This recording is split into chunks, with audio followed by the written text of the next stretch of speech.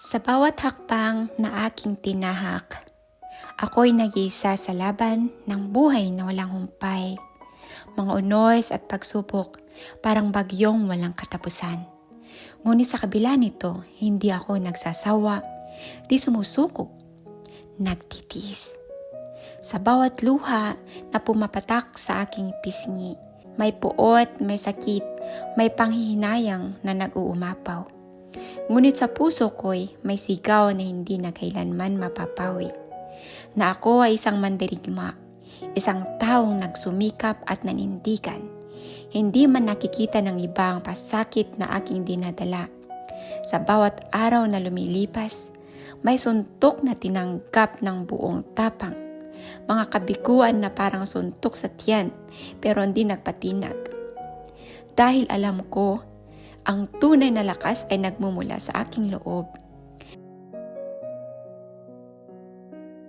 Ako'y naglalakad sa madilim na landas, puno ng pangamba, ngunit ang apoy sa aking dibdib ay nagliliyab. Di napapatay ng hangin ng pag-alinlangan. Sa bawat pagbagsak, bumabangon ako, mas matibay, mas matapang. Dahil ang laban ko'y hindi lamang para sa sarili, kundi para sa aking buhay na mahalaga.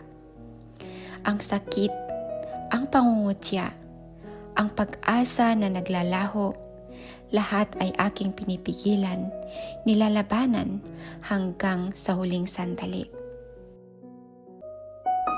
Dahil alam ko, ang buhay ay isang labanan, isang pagsusulit na kailangang pagdaanan. Ako ay isang tagapagsanay, isang mandirigmang walang takot, walang hanggan.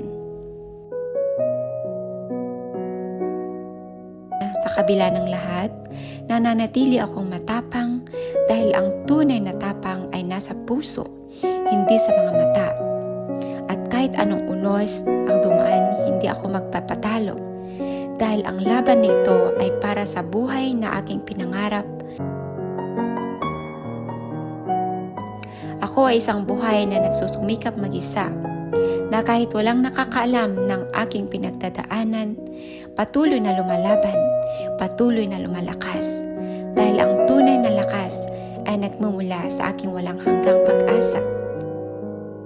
Sa aking laban, ako ang aking sandigan. At sa bawat araw na dumarating, ako'y muling babangon.